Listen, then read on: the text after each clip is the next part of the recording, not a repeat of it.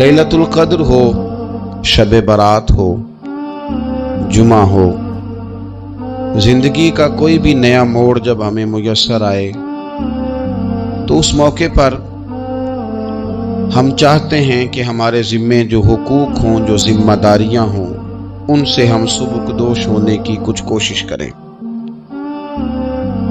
इस्लामी तालीमात के अंदर दो किस्म के हुकूक अल्लाह ताला ने इंसान के ज़िम्मे लगाए हैं। एक हुकूकुल्लाह हैं और एक हुकूकुल इबाद हैं।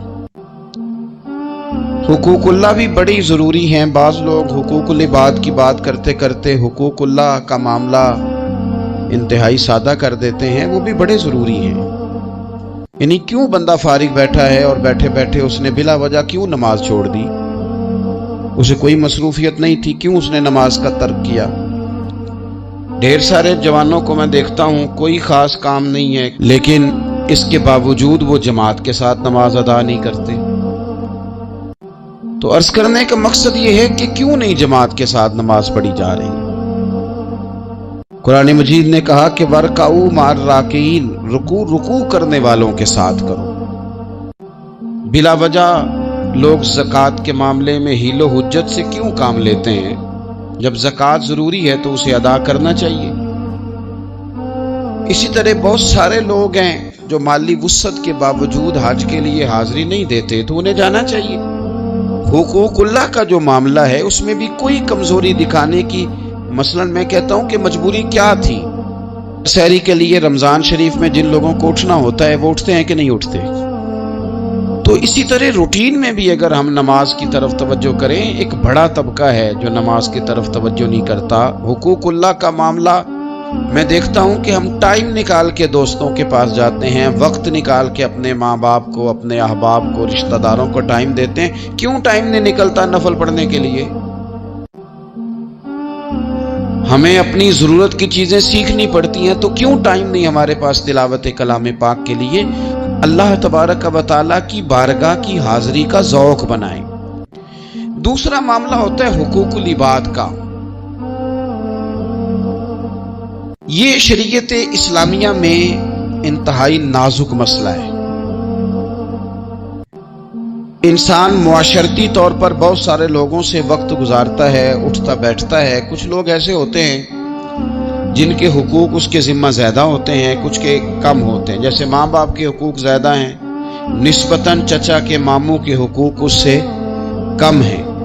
निस्बतन असातिज़ा के, मशाइख के हुकूक उस दर्जे के नहीं जिस दर्जे के माँ बाप के हुकूक हैं। हमारे यहाँ बहन भाइयों के हुकूक निस्बतन ज़्यादा होते हैं, दोस्त अहबाब के हुकूक उससे कम होते हैं। लेकिन बहरहाल एक दूसरे का हक हमारे ज़िम्मे आता है। अच्छा, फिर अल्लाह ताला ने अपने फजल से एक तकसीम बनाई है कि किसी को फैक्ट्री का मालिक बना दिया है, किसी को मजदूर बना दिया, किसी को इदारे का प्रिंसिपल बना दिया है, किसी को उस्ताद बना दिया, किसी को अल्लाह तबारक व तआला ने किसी मकाम पे मैनेजर बनाया है और किसी को उसी इदारे में चौकीदार बनाया। ये तकसीम हो गई। अब उसमें नज़ाकत पैदा हो जाती है कि जो मालिक है उसने ज़्यादा ख्याल रखना है मजदूर का, अपने वर्कर का, अपने मुलाजिम का, चौकीदार का, उसने ज़्यादा ख्याल रखना है। होता ये है कि हम जितने ज़्यादा बड़े होते जाते हैं उतने ज़्यादा आराम पसंद होते जाते हैं। हमारा ये ख्याल होता है कि हक तो सिर्फ मुलाजिम का है कि वो हमारा ख्याल रखे, हक तो सिर्फ मुरीद का है वो पीर साहब के लिए हर तरह का अदब बजा लाए, हक तो सिर्फ शागिर्द का है। हालांकि जो आदमी जितना बड़ा जाता है उसकी नज़र उतनी ज़्यादा वसी होनी चाहिए और उसको ज़्यादा नज़ाकत के साथ चीज़ों को समझना चाहिए। अगर आपका दावा है कि मुझे अल्लाह ने बढ़ाई दी है और मैं कुछ लोगों पर अल्लाह ने मुझे हाकिम बनाया है, तो फिर ज़्यादा इंसान के दिल में, जहन में वुसअत होनी चाहिए और ज़्यादा बारीकी। चले, ये ज़्यादा ज़रूरी नहीं कि आप सब लोगों को मुतमईन कर सकें, इत्मीनान उनके दिलों को पहुंचाना ये ज़रूरी नहीं, चूंकि डिमांड मुख्तलिफ होती है ना हर आदमी की। लेकिन ज़्यादा ज़रूरी ये है कि आपके ज़िम्मे जो जिम्मेदारियां थी, आपके तहत रहने वाले लोगों की, औलाद की, शागिर्दों की, इरादतमंदों की, अहबाब की, मुलाजिमीन की, वो आपने किस हद तक पूरी की। نبی پاک صلی اللہ تعالی علیہ وسلم نے ہمیں حقوق العباد کے معاملے میں زیادہ احتیاط کرنے کا کہا ہے، اور حضور سید عالم علیہ السلام نے صحابہ کے بھرے مجمع میں سے یہ سوال کھڑا کیا، فرمایا تم مجھے بتاؤ مفلس کون ہے؟ غریب، تنگ دست اور بالکل تہی دست بندہ کون ہے؟ ہمارے ہاں سارے لوگ یہ رمضان شروع ہوتا ہے تو لوگ کہنا شروع کر، پیر صاحب دعا منگو، حالات بڑے خراب ہیں۔ مثلا کیا خراب ہے حالات؟ شامی روٹی نہیں لبدی۔ حالات صرف یہ خراب ہیں کہ پڑوسی نے پجارو لے لی اور مجھے نہیں ملی، اتنے ہی حالات خراب ہیں، اس سے زیادہ تو نہیں۔ حالات اتنے ہی خراب ہیں کہ جو باہر بھائی چلا گیا تھا اس نے فلانی سوسائٹی میں پلاٹ لے لیا، میں پیچھے رہ گیا ہوں، اس سے زیادہ تو کوئی ایسا معاملہ نہیں۔ تو کتنے سارے لوگ ہیں جو اس بات کا اظہار کرتے ہیں۔ پھر میں نے یہ دیکھا ہے کہ بلا وجہ کے بعد لوگ شکوے کرتے ہیں، دیکھو جی میرا بھائی ہے، میرا دوست ہے، میرا رشتہ دار ہے، پڑوسی ہے، تو اس نے گاڑی بدل لیا ہے، موبائل بدل لیا ہے، فلانی چیز اس نے لے لیا، میرا خیال نہیں رکھا۔ بھئی مثلا آپ کا کیا خیال رکھنا چاہیے تھا؟ نہیں، اس نے موبائل لیا ہے 3 لاکھ کا، تو آپ کا خیال ہے کہ میرا یہ خیال رکھتا کہ 1.5 کا مجھے لے دیتا، 1.5 کا وہ یہ لے لیتا۔ یہ مطالبہ غلط ہے شریعت میں۔ آپ کے جو ذمے، اس کی ذمہ داریاں جہاں تک بنتی ہیں وہاں تک تو وہ ادا کرے گا۔ دیکھیں نا، شریعت اسلامیہ بڑا پیار کرتی ہے بندے کے ساتھ، تو کھرب پتی بندے پر بھی شریعت نے یہ نہیں قدغن لگائی کہ تو کھرب پتی ہے تو اس طرح کر 40% زکات دے، یہ نہیں کہا۔ لاکھ پتی بھی 2.5% ہی دے گا اور ارب کھرب پتی بھی 2.5% ہی دے گا۔ اگر اس کے دل میں وسعت اللہ نے پیدا کیا تو وہ لوگوں کا خیال کرے۔ تو حقوق العباد کے معاملے میں بعض تو ہمارے مطالبات ہیں جو مطالبے سرے سے درست نہیں، سرے سے ٹھیک نہیں، لیکن جو بعض اوقات ہمارے وجود سے، لہجے سے، آنے جانے سے ٹھیس پہنچ جاتی، میں پرسنلی بعض چیزوں کو نوٹ کرتا ہوں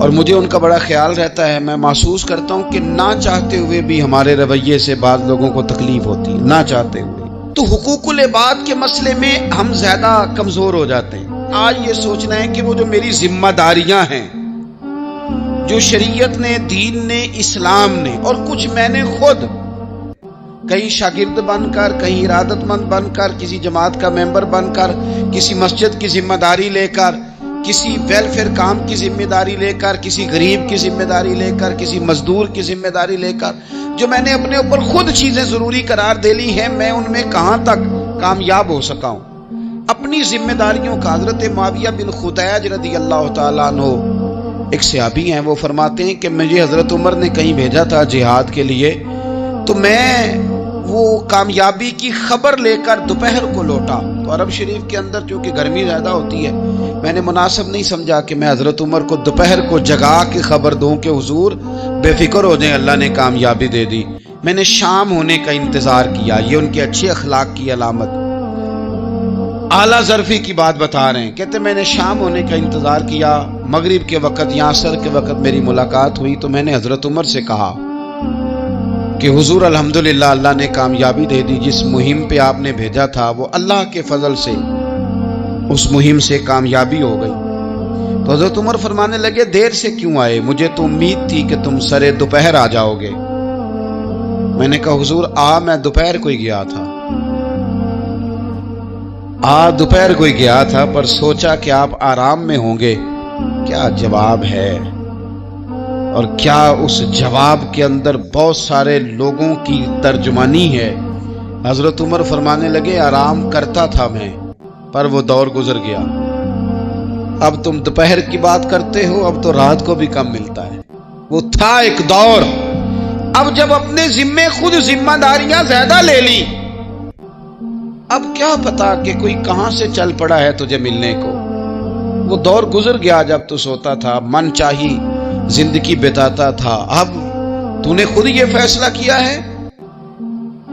اب تو میں بھائی تم دوپہر کی بات کرتے ہو، میں تو رات کو بھی گشت کرتا ہوں کہ کوئی ضرورت مند تو نہیں، کوئی حاجت مند تو نہیں۔ تو جو ہمارے ذمہ داریاں ہیں ان میں نازک حد تک امام بہقی روایت لائے ہیں، ایک صحابی تھے جو حضور کو ہنسایا کرتے تھے، حضور کو ہنساتے تھے، نبی پاک کو بڑے پیارے تھے۔ اس طرح کے بھی کچھ بندے ہونے چاہیے اس طرح کے بھی کچھ بندے صحابہ کرام علیہم رضوان فرماتے ہیں جب حضور غم امت میں پریشان ہوتے تھے تو ہم منتظر ہوتے تھے کہ کبھی وہ ہنسانے والا آج آ جائے نا، دو چار باتیں ایسی کر جائے نا ہنسانے والی، تو معاملہ ٹھیک ہو جائے۔ کچھ لوگ ایسے ہوتے ہیں جن کو دیکھ کے ہی چہرے پر تازگی آ جاتی، مثل تعویذ ہوتے ہیں نا کچھ لوگ، وہ جب بھی ملتے ہیں شفا ہوتی ہے۔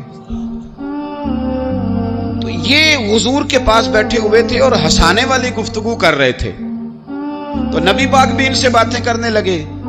تو بات کرتے کرتے نا حضور نے انگلی ان کی طرف بڑھائی تو ان کے وجود کو انگلی لگ گئی۔ ایک تو وہ روایت ہے نا کہ صفیں سیدھی کراتے وقت حضور تیر کے ساتھ صفیں سیدھی کرا رہے تھے تو ایک صحابی کے پیٹ پہ لگ گیا، انگلی لگ گئی۔ عجیب دیوانے ہیں، کہنے لگے آپ نے مجھے تکلیف دی ہے، معاذ اللہ انگلی چبھو دی، میں نے تو بدلہ لینا ہے۔ ہمارے ہاں مسئلہ یہ بن گیا ہے کہ کوئی بڑا آدمی بھی اپنے آپ کو قانون کے حوالے نہیں کرتا۔ ملک سے لے کر امت مسلمہ کے کل مسائل تک ہمارے ملک کے اندر ہر بندہ اس کا مزاج ہوتا ہے کہ وہ اپنے آپ کو قانون سے بالا تر سمجھتا ہے۔ لائن میں لگنا لوگ پسند نہیں کرتے۔ یہ ایک بہت بڑا مسئلہ ہے۔ حضور صلی اللہ علیہ وسلم کی انگلی لگ گئی تو کہنے لگے آپ نے تو مجھے تکلیف دی ہے، میں تو بدلہ لوں گا۔ تو حضور نے فرمایا لے لے بدلہ۔ اپنے آپ کو قانون کے حوالے بڑا آدمی جب کرتا ہے تو قانون کی عزت بڑھتی ہے، قانون کا وقار بڑھتا ہے، سوسائٹی کے اندر پھر طاقتور قانون ہو جاتا ہے۔ لیکن جب غریب آدمی کے لیے قانون اور ہو اور امیر کے لیے قانون اور ہو، تو اصل معاملہ تو قانون کی بالادستی کا ہے، آئین کی پاسداری کا ہے، اصولوں پہ کھڑے ہونے کا ہے۔ تو نبی پاک صلی اللہ تعالی علیہ وسلم سے کہا کہ میں، حضور نے فرمایا لے لو بدلہ۔ یہ حقوق العباد کی نزاکت عرض کر رہا ہوں، لے لو بدلہ۔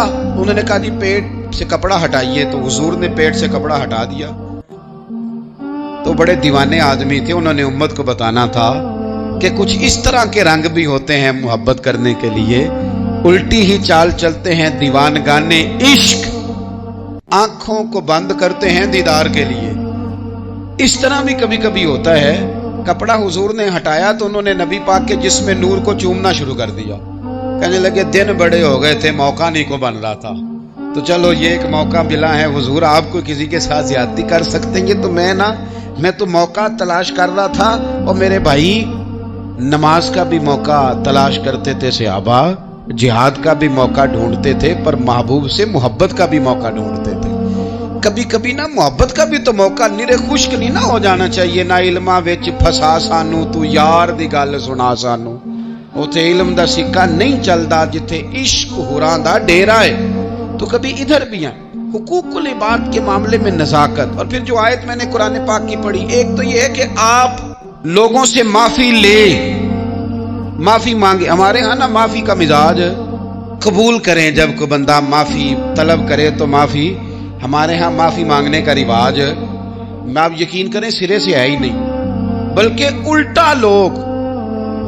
الٹا لوگ چڑھائی کر جاتے ہیں، کہتے ہیں اوہو تم نے معافی مانگ لی ہے تو معاملہ ہی ختم ہو گیا۔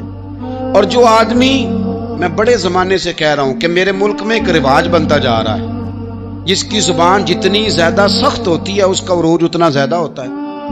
جو تھوڑا سا شرافت کا مظاہرہ کرے لوگ اسے بزدل سمجھ لیتے ہیں۔ عزیز بھائیوں، اپنی زندگی میں معافی مانگنے کا مزاج بنائیں۔ آپ طلب کریں کہ یار مجھ سے غلطی ہو گئی، میں انسان ہوں۔ آپ یقین کریں ڈھیر سارے لوگ ہیں جن کے ذمہ ڈھیروں معافیاں ہیں، لیکن ان کا مزاج نہیں، ان کی طبیعت نہیں، ان کا تکبر آڑے آ گیا ہے۔ اور میرے نبی پاک صلی اللہ تعالی علیہ وآلہ وسلم نے فرمایا تھا یہی بدلہ دے دو کسی کا دینا ہے تو، یہی معافی لے لو، یہی۔ ورنہ فرمایا یاد رکھنا قیامت کے دن تو اس طرح ہوگا کہ اگر سینگ والی بکری نے بغیر سینگ والی بکری کو مارا ہوگا اسے بھی قیامت میں بدلہ دینا پڑے گا۔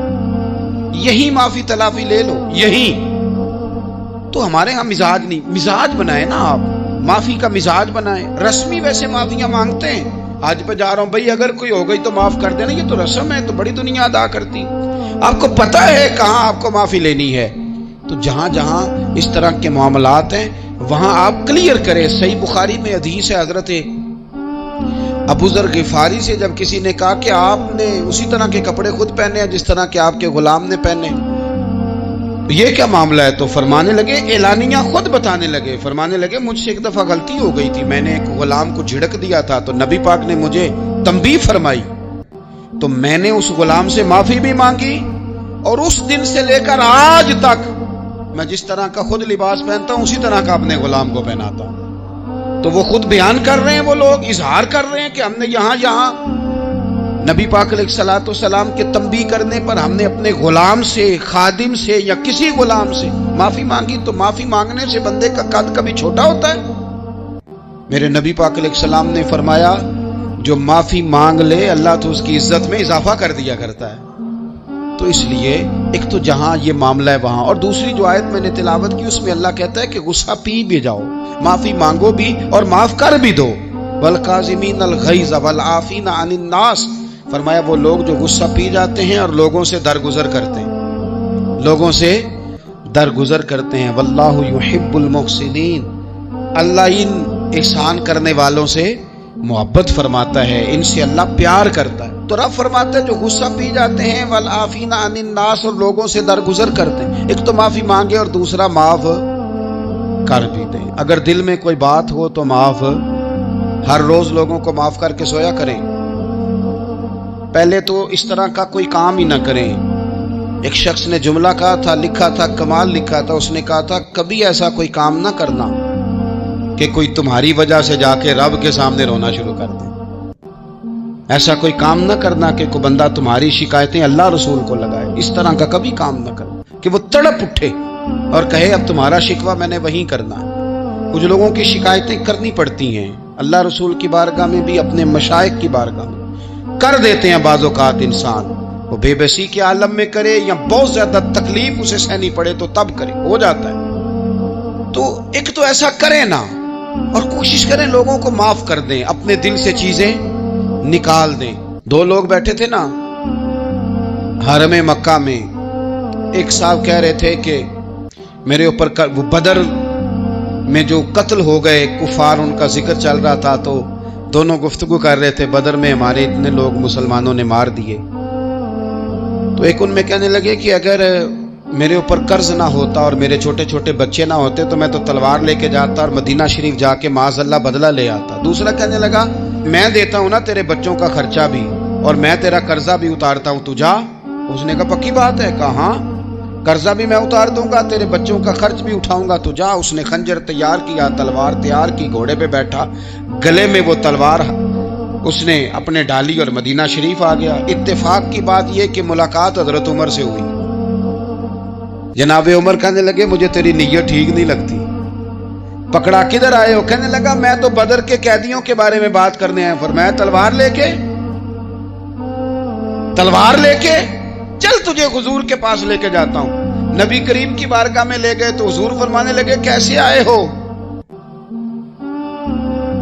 کیسے آنا ہوا؟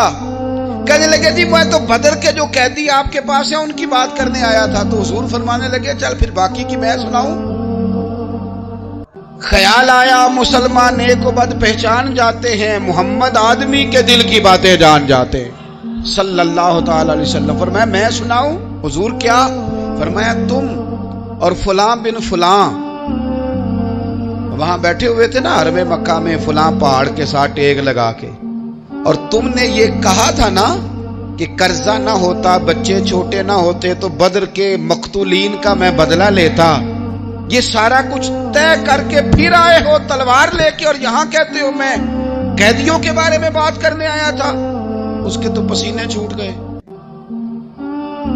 وہ تو بے حال ہو گیا۔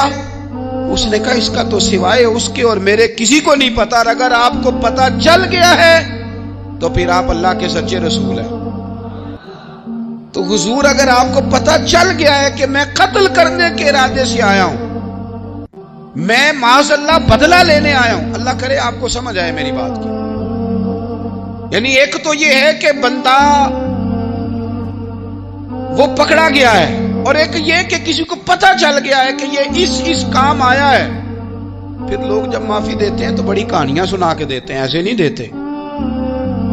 حضور اب آپ کو پتہ چل گیا ہے تو کیا کریں گے؟ تو حضور فرمانے لگے تو بتانا تیرے ساتھ کیا کریں۔ اس نے کہا کہ میں نے سنا ہے آپ معاف بڑا کر دیتے ہیں، یعنی یہ گھر سے کو پیار کرنے نہیں آیا، پھولوں کا گلدستہ لے کے نہیں آیا، تلوار لے کے آیا، لیکن یہ میرے محبوب کا حوصلہ ہے، اور آیا بھی عین مسلمانوں کے بیچ ہے، جو چاہیں اس کے ساتھ کر سکتے ہیں۔ اس نے کہا معاف کر دے، تو حضور نے فرمایا جا میں نے معاف کیا۔ حضور نے معاف کیا۔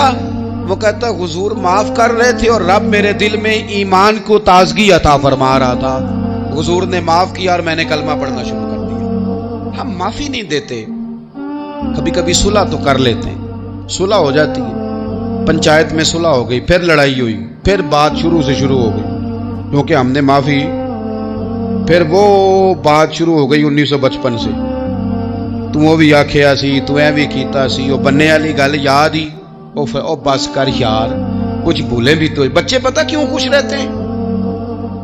آپ کو پتہ ہے بچے کیوں خوش رہتے ہیں؟ بچوں کو بات بھول جاتی ہے، اس لیے بچے، اماں نے ادھر 2 تھپڑ مارے 3-4 منٹ پہلے، اور اگلے 5 منٹ میں اماں نے پھر ماتھے کا بوسہ لیا تو بھول گئی بات۔ اللہ کرے کوئی تھوڑے تھوڑے بچے بھی بن جائیں، یہ جو بہتے سیانے ہیں نا، ان کا بھی اللہ ہی حافظ ہے، عقل زیادہ آ گئی ہے نا۔ اس لیے اقبال جیسے لوگوں نے کہا تھا خرد کی گتھیاں سلجھا چکا ہوں، یا رب مجھے صاحب جنوں کر دے، صاحب جنوں کر دے، صاحب اللہ کوئی تھوڑا سا مجھے مجنون بھی بنا۔ یہ زیادہ عقل تو کسی کام کی رہی نہیں، پاگل کر دی، پاگل کر دی۔ بہت سارے لوگ ایسے زیادہ سمجھدار ہوتے ہیں، لہذا معافی دینے کو تیار، معافی دیں۔ جب کوئی معافی کا مطالبہ کرے تو اسے معافی، سب سے مشکل کام ہوتا ہے لمبی لسٹ والے دشمن کو معاف کرنا۔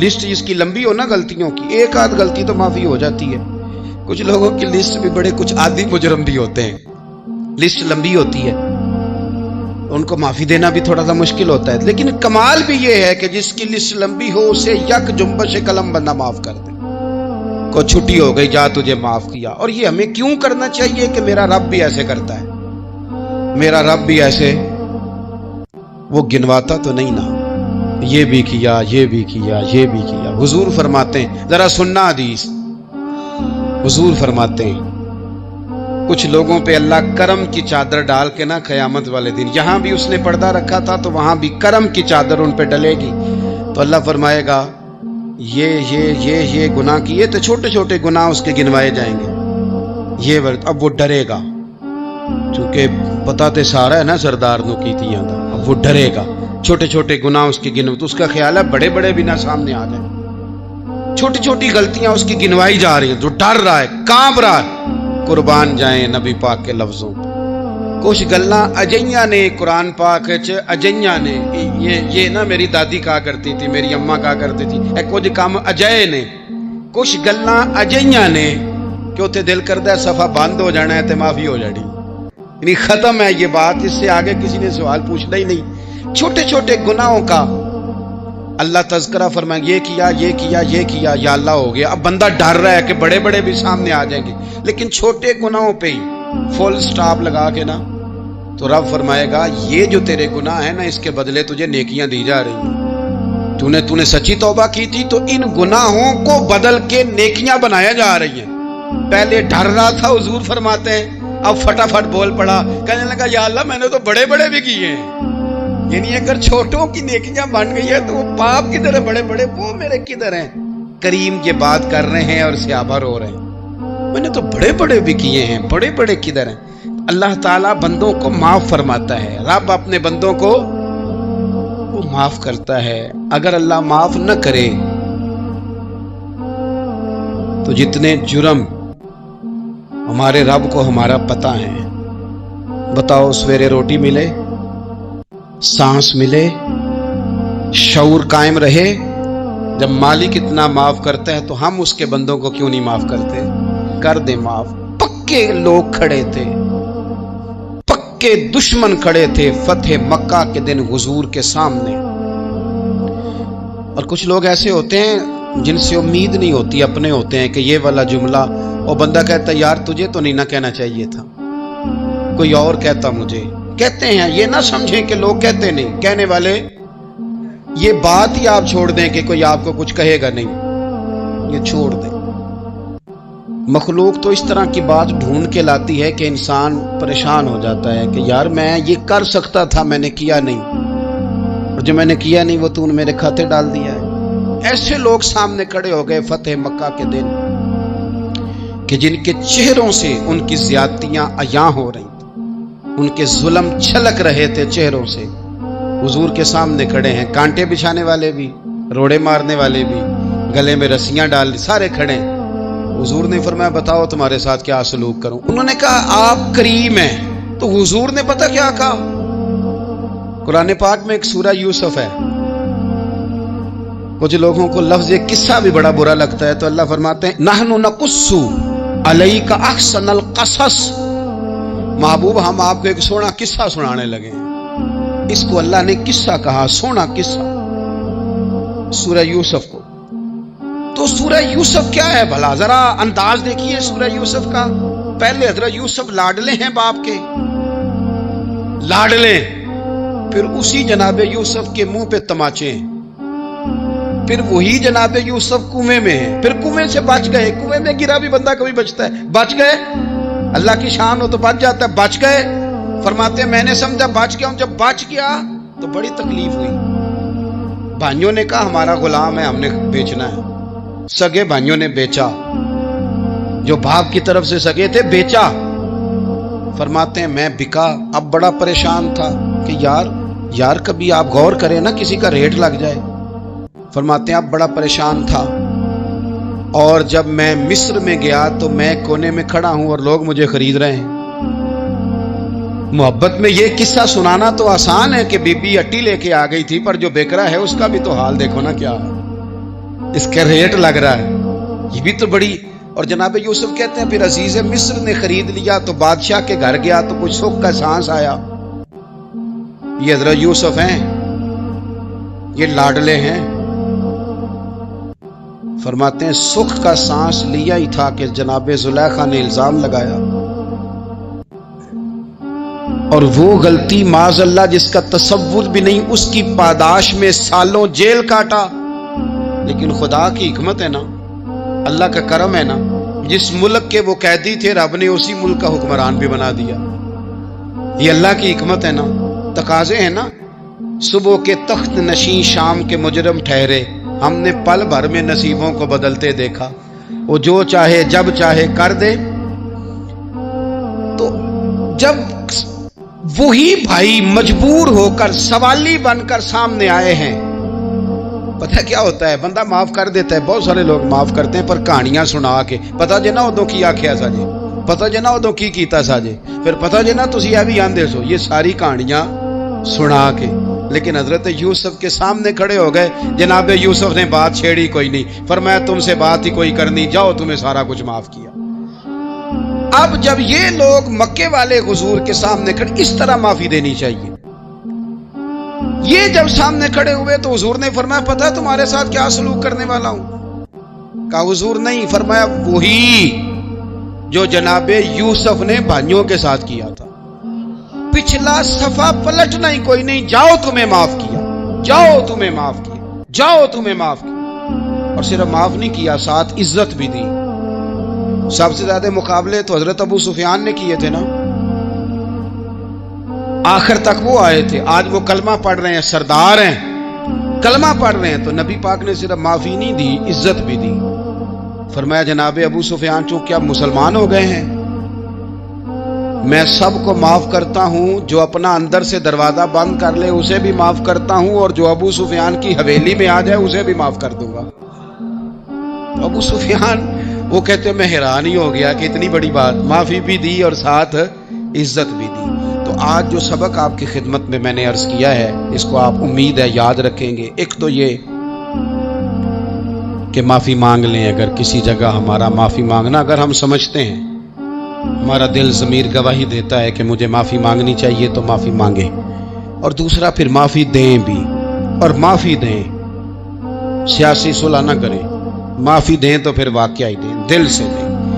اور آخری بات یہ کہ جس طرح ہم نے لوگوں سے معافی لینی ہے اور معافی دینی ہے، اسی طرح جہاں ہم سے شرعی قباحتیں ہوئی ہیں، اخلاقی کمزوریاں ہوئی ہیں، ایک بات تو اچھی طرح سمجھ لیں کہ نفل پڑھنے سے حقوق العباد نہیں معاف ہوتے، وہ بندے سے معافی مانگنے سے ہی ہوتے۔ ساری رات کو بندہ تسبیح پڑھے اور کہے کہ میں نے اماں کی نافرمانی کیا تو معافی ہو جائے گی، نہیں، وہ اماں ہی معاف کرے گی تو معافی ہوگی، وہ ابا ہی معاف کرے گا تو پھر ہی معافی ہوگی۔